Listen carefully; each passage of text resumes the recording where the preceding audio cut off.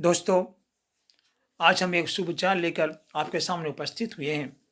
आज का विचार है, वह है हमारे देश में हमारे देश को भारत माता के नाम से क्यों कहा जाता है? इसलिए कहा जाता है कि हमारे देश में नारियों की जो मान-सम्मान होती है, वो विश्व में कहीं नहीं है। इसमें सबसे आग्रह करूँगा, निवेदन करूँगा कि अपने घर की जो लक्ष्मी है, जो महिलाएँ हैं, जो हमारे देश की जो महिलाएँ हैं, उसे आदर और सम्मान करें। क्योंकि माँ लक्ष्मी, सरस्वती और दुर्गा तीनों का स्वरूप तो वही है। इसलिए उन्हें यथोचित सम्मान करें।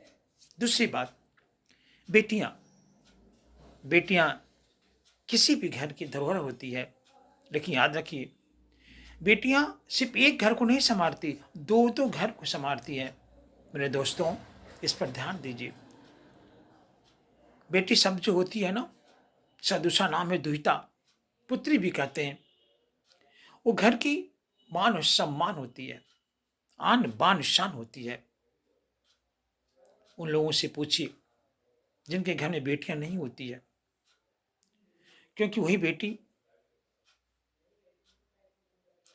माँ का काम करती है। वही बेटी हमें रास्ते पर चलने के लिए बतलाती है। वही बेटी जब क्रुद्ध होती है तो माँ दुर्गा, माँ काली का रूप बन जाती है। इससे मनुस्मृति में कहा गया है, यस्य नारी पूज्यन्ते तस्य रमन्ते देवता। हमें उसकी यथोचित मान सम्मान दीजिए। जिस घर की बेटी किसी दूसरे घर में जाती है, तो उसे अपना बेटी समझिए। याद कीजिए कि आपकी बेटी के साथ भी वही व्यवहार किया जाए जो आप दूसरों की बेटी के साथ करते हैं। कैसा आपको लगेगा? जब बेटियां घर से विदा होती है, तब पता चलता है कि उसकी माता क्या है। इसलिए हमें उसकी माता को समझ करके उसकी मान सम्मान को ठेस ना पहुंचे।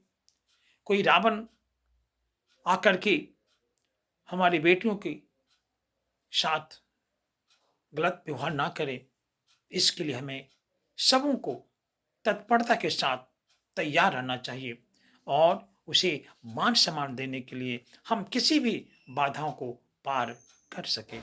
धन्यवाद।